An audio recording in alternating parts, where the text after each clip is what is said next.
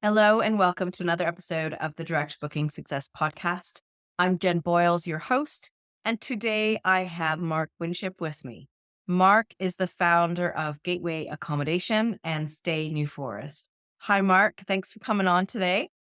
Hi, Jen. Thanks for having me on the podcast. Oh, Nice it's to see you. great. It is lovely to see you too. So let's get into your background. Let's start there. You've got two brands, Gateway Accommodation and Stay New Forest. So tell us about them. Yeah, so I run both businesses with my wife, Caroline, and we've got two other business partners that we run Stay New Forest with. We started investing and we launched our service accommodation business at the beginning of 2019. So we had a few months lead into things before the whole world got turned upside down during COVID. But we've kind of built and grown through that period. We started investing in property actually a few years before that with a different strategy.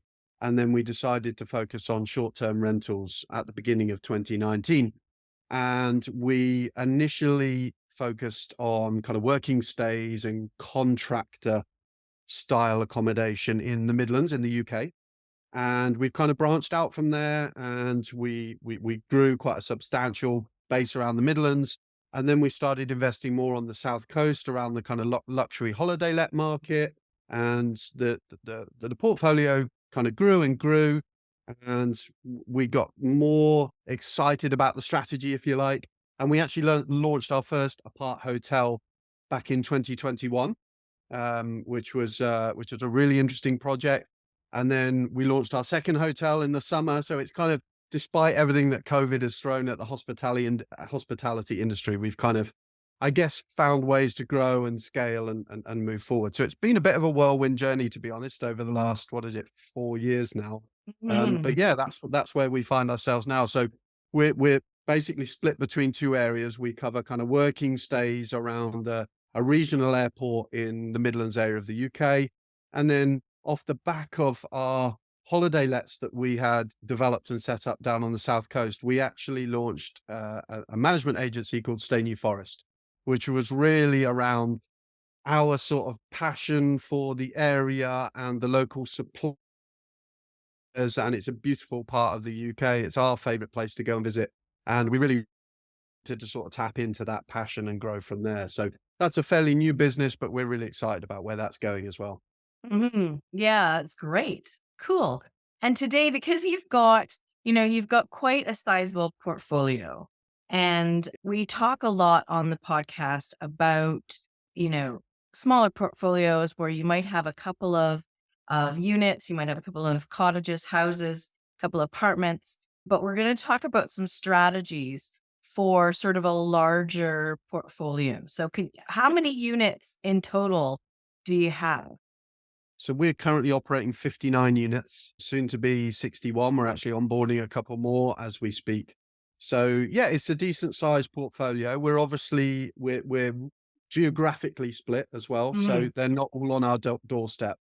And that's become a bit of a personal fascination of mine, actually, is around how do we systemize the personalization of things? So Yes. the first few units that we launched, if you like, in the kind of short stay rental space, well, actually, I'm sat next to them right now. They're actually right next door to our house. No So way. Oh, yeah, really? literally next door. Yeah, Okay. it was a Great. title split. We split the title in half. We now live in the right hand side, and we developed out what were some kind of agricultural outbuildings and cow sheds and stuff like that into 6 apartments, which we still run today and do really, really well. But clearly, adding the personal touch to guests that stay at those properties, to a certain extent, wasn't difficult. We live right Yes. next door. We can just pop over. We can add that little sprinkling of fairy dust quite easily. But obviously, as we've decided to scale this into a short-term rental business all across the UK, how do you maintain that level of personalization? And what we want is for every guest to stay at our property to feel like it's the only property that we have, that they're the only guest staying with us on Mhm. that particular night. That's what we're trying to get across, and that's not easy when you're operating multiple units. And so I really get quite geeky about the systems involved in making people feel valued and making them feel like they're getting a really premium guest experience. Mhm. And because yeah, like you said, when you've got them next door, then that's a lot easier. When you've Yeah. got just a couple, that's a lot easier. It's doing it at scale. Yeah. That's where it gets really difficult. And geographically, with you guys being split in the country too, that makes it even more difficult because they're not even in your local area.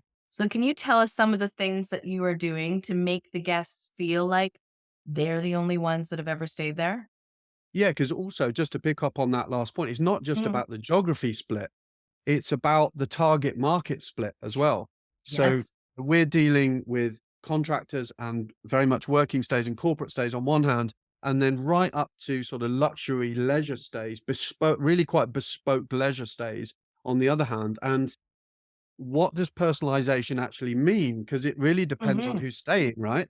Yes. So for a contractor who's coming to the area to work, personalization might just be us showing that we've thought of everything.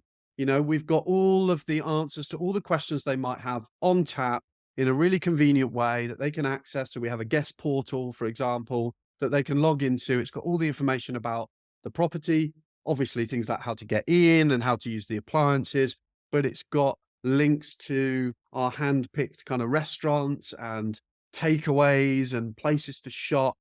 And although we may never personally speak to those guests, so we're running effectively an automated kind of faceless organization, but they feel that all their needs have been met and they've got all the information at their fingertips and they know how they can reach us if they need to. So for someone who's staying for work, that is they don't want my wife has a phrase, she calls it helicopter hosting.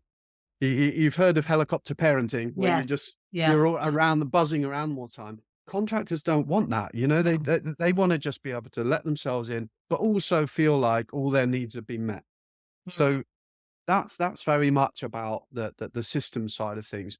But we even go to some kind of really, like, I guess, detailed kind of lengths where, as part of our automated message thread that goes out through our channel manager, we include a link to a video of myself and Caroline actually introducing ourselves and just, Yeah. showing them the face behind the brand. And because if you're going to scale, and particularly if you're going to start moving into things like the hotel space, you've kind of got to have a brand. You've got to be business fronting, but at the same time, what's the criticism that's leveled at big hotel chains like Premier Inn or Travel Lodges? It's the fact that they're soulless and they're faceless. Yes. Yeah. And it's like, well, how can we build a brand? Because that is very much what we're trying to do. We are trying to build a hospitality brand, but also show that there are people behind it, if that Yeah. makes sense. Yeah. So we send a video out where we give a personalized welcome message and they know that they can reach us and that kind of thing. We also have, like, lots of kind of, I guess, touch points for the guests physically at the property, Mhm. where they can actually get in touch with us. And as I said, that we point them in the direction of our local recommendations. So they feel that, they've got that personal kind of hand holding experience, Yeah, I they've guess. been taken care of, but they Yeah, don't have 100%. you buzzing around them, asking them every 2 seconds, "Are you okay? Do you need this? Do you need that?" Yeah. Exactly. And Yeah. it also comes down to the support that we provide as part of our team, I guess. We do have a couple of managers now, a couple of essentially virtual assistants that help us run the day-to-day aspects of the business, including liaising with the guests. And when we onboard those staff and as we continue to provide support to the staff, it's very much around the guest experience, right down to the detail of the way in which we engage them. So we like, an element of their pay is performance related, and it's very much tied to the guest experience. Mhm. It's very much tied to the performance in terms of revenue generated, but how that is linked to guest satisfaction. And it doesn't matter whether that person is more focused on operations or whether they're more focused on guest fronting kind of hospitality. Mhm. They're all performance incentivized in the same way, because ultimately it all contributes to the same feeling of a premium guest experience. If our operations manager is sorting out maintenance issues very quickly and very efficiently and is liaising with the guest and letting them know what's happening every step of the way, that's going to lead to great reviews, Yes. just as much as our sales manager who's actually dealing with them throughout the course of the booking. Yeah. So, we have we train the staff, we talk to them a lot about top and tailing messages, making sure that, let's face it, not all of the guests that we deal with are always, as pleasant as we would like. It's safe No, to say. that So, happens. Yeah, because, you're going at scale, so you can't yeah, be as hands-on as you have been in the past. And as you grow, you'll have to step back a bit because someone needs to steer the ship, if you will, right? yeah, And you've got the staff there, or your team members below you to take on those details. I love the idea of the welcome video from you and Caroline, showing that face behind the brand, because exactly. even though the contractors are just like, okay, I need a place to stay, but I don't want to stay in a hotel. I want some space. I want to be able to make my meals or whatever. It just goes to show that there's somebody there, and somebody has cared for that space and has put together the property for them. And it goes to building that connection, that relationship, doesn't it, between100%. the guest and the host. Yeah, Uh, yeah. absolutely. And it's, I think that's absolutely key. And we certainly feel, we've got a bank of kind of anecdotal evidence now that shows that, they're more likely to review you positively if they see the face behind the brand. They understand that we're a small family business. Give us a chance to solve issues if you encounter anything, and we'll get onto that and we'll solve it quickly. And I think building that kind of relationship is what's really important. If all they see is a kind of a faceless brand, there's a disconnect there, and they're much more likely, we find, to be a lot less sympathetic with, the way that Yeah. they notify you about things that have come up during the issue, and the way that ultimately that reflects in reviews, I guess. And it's also how they treat the property. I Yeah, find that, when you go to a faceless, soulless place, the guests are thinking, well, they have no yeah. connection with who owns it, who cleans it, anything. So, they may not treat the place as nicely as they would with somebody who they know whose place it is, and they've got those faces. I'll tell you So what's really interesting. yeah, Sorry, just yeah. sorry to interrupt. One of the things that we're actually in the process of implementing at the moment is a chatbot. Now, that might seem like a strange thing to bring up when we're talking about personalization, because why am I talking about, essentially a robot? Um, but again, it's how we craft that flow of guest communication to make sure, like, what's key to the guest? The key is that they have their questions answered, that we're responsive, that they feel they're getting what they need when they need it. And obviously, when you're operating 60 plus units with the Mhm. best in the world, keeping up response time and making sure that, there's nothing more disconcerting than if you can't get into a property, you've arrived late, or something isn't working, or you've arrived late and the heating isn't on, or something like that, Mhm. not being able to get hold of the host and get the answers you need. Things like that fester very, very quickly.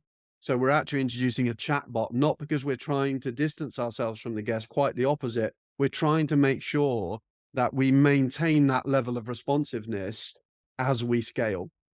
Well, and that's it. And we know in this industry that problems do not happen between 9 and 5, Monday to Friday. Yeah, The problems normally happen at like midnight on a Saturday, so you've got to make it manageable for yourselves as well as, taking care of the guests. So I yeah. think that's a great thing. What other things are you doing to really personalize that experience? Maybe talk us through what you're doing with the luxury places on the South Coast. Well, I think that's we're so passionate about this particular space at the moment, because I think, the industry is changing really quickly. Expectations of guests are evolving by the day. And when we launched Stay New Forest, we started investing in hotels and holiday lets down on the South Coast because we love the area. And it was also a foot in the door for us to be able to spend more time in a part of the country that we love. And it kind of grew quite organically. But when we started to look at the service and the offering that other managing agents were providing in that area, we really felt that there was an opportunity to tap in more to the whole experiences side of things. Mhm. And, I think we realized pretty quickly that there are beautiful properties in amazing locations in the New Forest in England are 10 a penny. Like they're just, it's just a beautiful part of the world. And yes, we want to make sure that people understand that we've got beautiful places for them to stay, but equally, it's about adding to the memories that they create when they stay with us, because ultimately that's what they're going to take away with them. And if we can be instrumental, so putting my business hat on now, Yeah. if we can be instrumental in helping them have a truly authentic kind of New Forest experience, tapping into what the area has to offer rather than just dropping in and dropping out again. We encourage them to engage with local suppliers, local services, local shops and restaurants and independent retailers, etc. Then they're going to associate our brand with the fantastic experience that they've had on that particular holiday. So, but we have to put systems around that. So we are focusing very much on the kind of upsells side of things and how we link with local suppliers and local providers to provide that upsell experience to people to bolt on to Mhm. the wonderful property that they've booked to stay in. So we've got cycle tours of the New Forest, we've got chocolate making experiences, we've got there's a lady who does foraging in the forest and uses it, the stuff they find, to make cocktails with. And you all private chefs, all of this sort of stuff, really tapping into some amazing local suppliers and producers to add to those memories. So that's really the route we're going down more with the luxury stays. And that's where I really see, I don't know if you see it the same, but that's where I see that side of the industry really going, is down the experiences side of things. I totally agree, completely agree. And that's what I seem like every conversation I'm having on the podcast goes into the experience, and that it's Yeah. like that destination marketing about it's no longer about your property.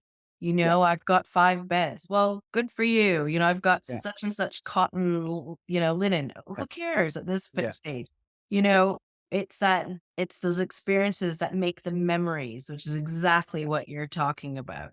Yeah, 100%. And that's one of our favorite things about what we get to do now. Yes, we've got some beautiful properties, but being able to get out and meet with these suppliers, and it's a great excuse, isn't it, to test drive all the local restaurants and cafes and Yes, make sure yes. you're providing those handpicked recommendations. So yeah, I definitely think that's the way it's going, and I think that is ultimately, if you look at it from a business point of view, that is what is going to separate you from the competition. Mhm. Otherwise, how else do you add value, other than to add these additional experiences to the stay?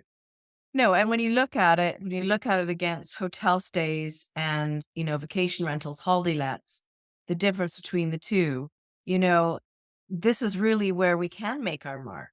Is the experiences. The guest is already choosing a vacation rental, a holiday let as a place for the whole family or a couple or whoever the ideal guest is to stay and to create those memories. So let's provide them with more for Yeah. them to make those memories together. I think that is great. I really do, because I think, as you're saying, I think this is the way the industry is leaning towards, and it's how we can make ourselves different from our competitors and away from that mentality of heads on bend. Yes. Yeah. 100%. And you know, ultimately, again, put your business hat on. We're scaling a brand here. We're building a business, and who are they more likely to we're here to talk about direct bookings, right? So who are they more likely to come back to, if they link you and your brand with those memories and those experiences? They're more likely to tell their friends. They're more likely to tell their, that "Oh, I had this amazing holiday down in the New Forest and we did X, Y, and Z. And, who did you book that through? And it's tapping into that side of things, isn't it? It is, and I love what you're doing with building your brand, and that you've made it harder for yourself having 2 separate brands in 2 Mm, separate places of the country. But I love that what you've done, because you're really tapping into the ideal guest for those businesses. yeah. Now, how are you getting people to book on your website, on your direct booking websites, instead of using all the channels? Yeah, that's a really good question. That's the holy grail, isn't it? To try and drive those direct bookings. It's a really interesting one. I mean, we we look at this in various ways. So we are active on social media. We're particularly, again, this is still very much hot off the press, work in progress, but we are really trying to, like, let's say, for example, for Stay New Forest, we might post 4 or 5 times a week on social media. I would say one of those posts is gonna be about a property. The rest of it is gonna be about, you know, it's gonna be an Instagram reel, or it's gonna be a TikTok video of us actually doing one of the experiences, or out and about in the forest and showing what's possible, and really kind of building that community around people who just are passionate about the area, and love what there is to do. And Mhm. it's almost like, it sounds strange, but the accommodation is like secondary to that, in a Yeah. sense. So, to the point where, and this is certainly not a plug by any means, but it's important to mention that the domain name that we chose for Stay New Forest is staynewforest.info, and we chose that very deliberately. And that was because, we really want to position ourselves as one of the go-to tourism resources, if you like, Mhm. online for people who are passionate about the forest, who've maybe been there before, or maybe grew up there and have got a connection with the area. And we use our website to showcase the best restaurants, to showcase the best places to visit. Oh, by the way, we also do accommodation. And that's Mhm. how we want it to be. We want people to come to us because we are the destination, portal, if you like. Yeah. And, "Oh, have you seen? Look, they actually have accommodation that you can book directly through their website." And Yeah. it's almost that secondary, as opposed to, "Hey, look at this property, book this. We've got a special offer on this, book here. And then, oh, by the way, you can go for a nice walk in the forest." Yes. It's No, and I completely agree. It's something that I do with clients. I always like to say, you're bringing people into your website by a side door. yeah, Especially with the use of blogs and things like that about the local area, about experiences that they can have. You're bringing people in, and then they go, "Oh yeah, I want to come here. Oh, I can stay here. Oh, great." The accommodation is second now, and I yeah, think that it's hard for those starting out to get their head around, yeah, because they've been so much into that, putting this place together. We need guests. We want to do it. But I'll have people to come to me that don't have a website yet, and we'll talk about domain names. And they will have thought of this really cute title. And I'm like, okay, I hate to burst your bubble, but let's be clever about it instead. Let's not use the name of your house, or your business. Let's look at your area and what people are going to be searching for, what your ideal guest is going to be searching for. And it sounds like you guys have done that exact thing. yeah. And I think that's right. And it's not an overnight thing. It's not, this is not gonna happen, we gotta build a community, and we've got to build trust, and we've got to build, that takes time to create that. Because actually, when you look at how do we drive direct bookings, it's a really interesting one, because I actually talk to our staff a lot about what's the best use of their time. How can they be most efficient in driving direct bookings? And actually, that is more about how do we convert bookings from people who book through an OTA, so who book through Airbnb or booking.com. How do we demonstrate to them that the next time that they book, they would be better off, that we can look after them better, we can provide Mhm. them with a more Mhm. personalized service, and we build that trust. And in many ways, I find that it's more productive for our staff to put their energies into that and create those conversions than cold calling and trying to fish for those bookings externally. So we put a lot of work into that. We have physical marketing at the property that highlights how they can book with us, why they should book with us.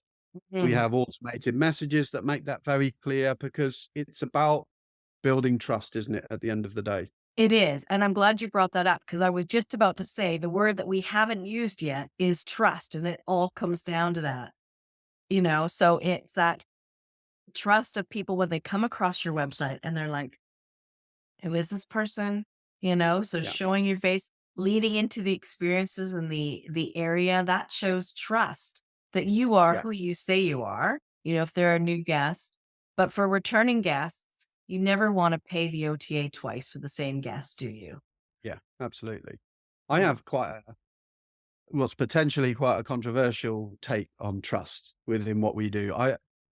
My personal experience, certainly 90% of the time, is that the guests actually trust the OTAs. That's been my experience. And if you think about it, it's kind of human nature. Like, we all know we should shop local, but not all of us do it. Mm. That we nip to Aldi, or we nip to Tesco, or the big Yeah. brands, because it's convenient, because it's easy, because we know what we're going to get, etc., etc. We know we should support local suppliers, but we don't always do it. And Mhm. certainly, we only see it from our side of the fence, and we go, how on earth could a guest possibly trust Booking.com over us well-intentioned hosts who are, Yeah. all of this, but they don't. And Mm. actually, my experience has been a lot of guests are very on their guard when you first try to reach out and build that trust. You send them a payment link for a deposit, or a link to their guest portal, all with the best of intentions. Oh, what's this link? Should I be clicking on this? I'm not sure what this is. Can this not go through the platform? And you're there saying, oh, come on, give me a break. But we have to work really hard to change that perception, if you like, and explain to guests how they would be better off booking with us directly. And Mhm. that's not easy. That I think it No. doesn't come as automatically as you might think. No, and it's sort of one guest at a time. It's a slow process because, I'm not going to throw Airbnb under the bus, but just saying, Yeah. they've been around, what, 10 years now or whatever it's been over that. And they have put the guest first in everything they've done. I was actually watching a video the other day and they were saying that Airbnb was walking a tightrope between the guest and the host. And I was like, no, they're not. The host doesn't even get a look in, you guys. It's Yeah. the guest. They've all been about the guest from day one. So the guest has sort of grown up with this platform saying, do everything through the platform. Nothing out there is safe. That's the message that they've been given. And it's up Very to much us so. now to sort of say, actually, Yeah. that's not true. Yeah. These are small businesses, people are behind them. They want to give you the best experience that they can give you. And it's that trust. And that is the missing link that I think a lot of people don't get. They're all over social media, but they're posting all about their property, sell, sell, sell, come and book, book, book. But that doesn't get that trust across. I guess that's exactly the message I'm coming with, and my experience has been that, just because you have an all singing, all dancing direct booking website, which of course you have to have, just because you've got a nice glossy looking social media wall, which of course you need to have, that doesn't mean you can automatically just sit back and expect everyone to come flocking to you directly. It doesn't work like that. You have to build that trust and add value. You've Yes. got to be adding value so that people start to associate you that experience, like we talked about. So yeah, it's hard work, but equally there is a process to it that you've got to be consistent with it. It's about how you communicate with the guests. So for example, we have a different cancellation policy for direct booking guests. We have a flexible approach to things like check-in and check-out. Um, it's just little touches like that that show that, just get them to start to think, "Oh, hold on a second, maybe actually there is a reason for me to come to this person directly." Mhm. But it takes time to build up that rapport, and, don't be alarmed, I guess, if you're just starting out and actually some guests are quite their guard is up.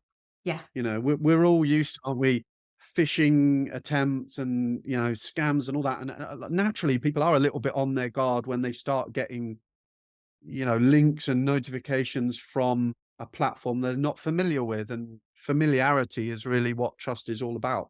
Hmm. No, I think you've nailed it on the head there. You really, really have.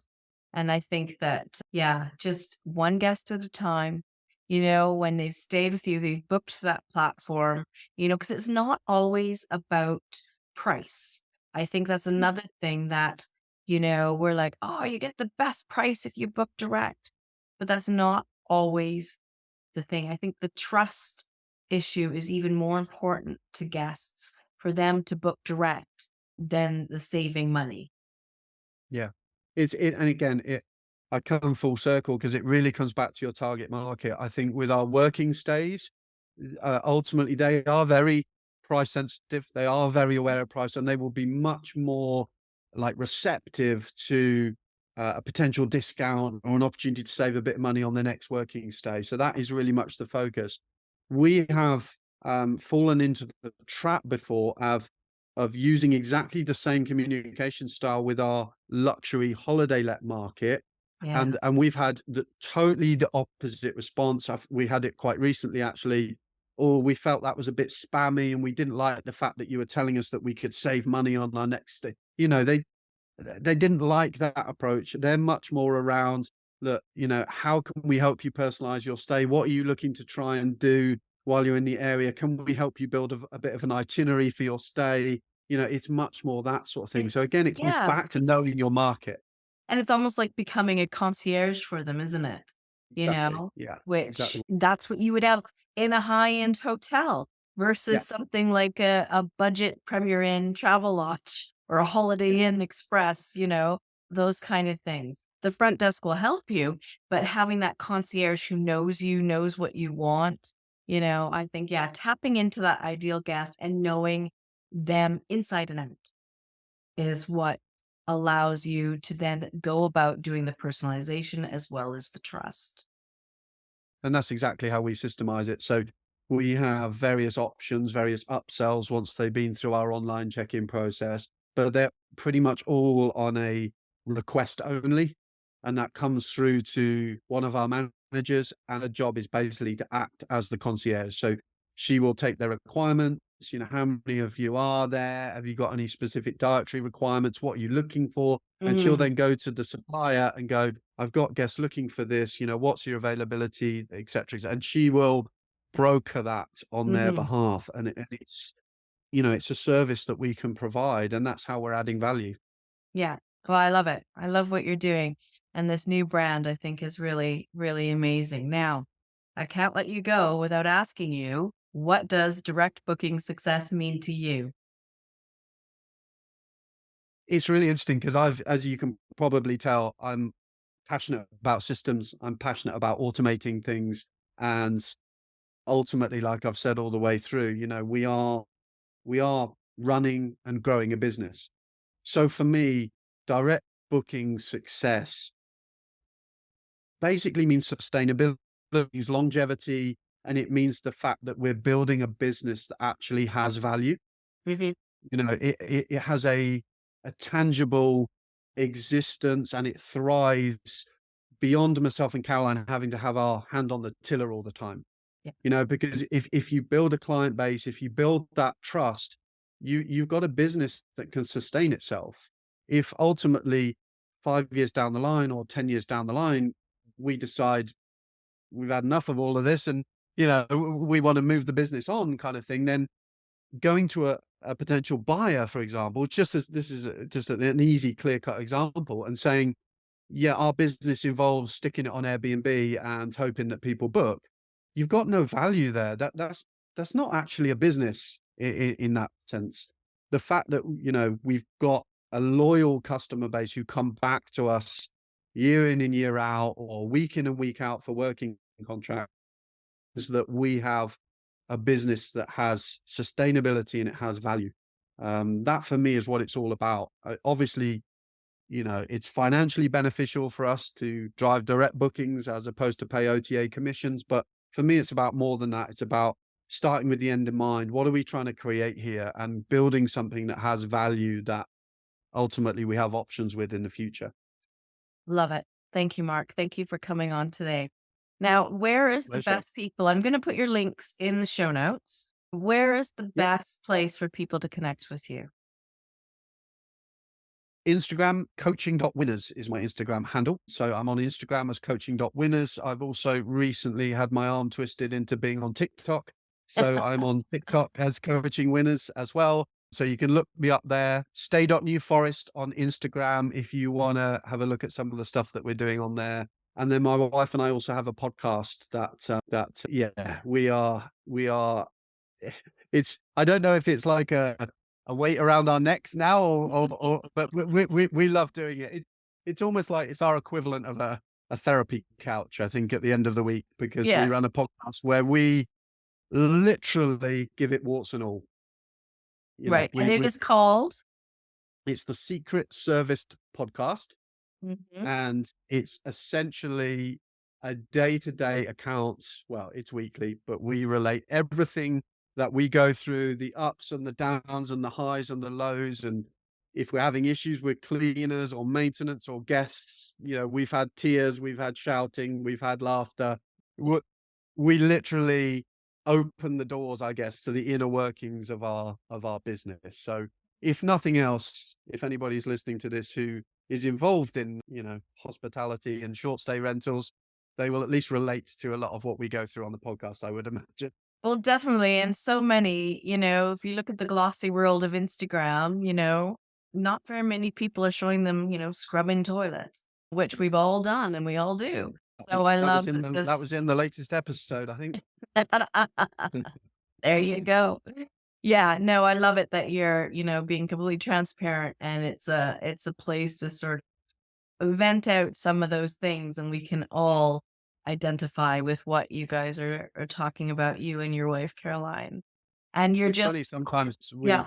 sometimes we worry that we're putting more people off short stay rentals than we are attracting to it. But it seems to be the opposite. It does seem to be landing with people who can relate to what we're doing and actually find you know, there are so many property training courses all around kind of how you can make loads of money out of service accommodation and Airbnb hosting and rent to rent. But my personal take is that very few of them are really showing you the real life of what it's like to be a short-term rental host. And I guess that's all we're trying to achieve. It seems to be landing with people. We get some lovely comments about it and people who genuinely are following our journey, laughing with us, crying with us. And, so we'll keep going for as long as we seem to be adding value there. So Yeah, no, I think it's great because you can look anywhere to see that sort of STR guru get rich quick thing, yeah, which, sorry, yeah, we all know the difference. So I don't think you're putting people off. I think you're just showing that the real world, it takes some work. No one's just going to give you yeah, millions, so, unless you're born yeah. into it, I guess. But we weren't that lucky, were we? No, no, that's all. Right. Thank you so much, Mark, for coming on today. And I'll put those links in the show Pleasure. notes. I'll put a link to your podcast too. And I wish you all the best of luck. Thank you. Thank you so much, Jen. It's been a pleasure. Take care.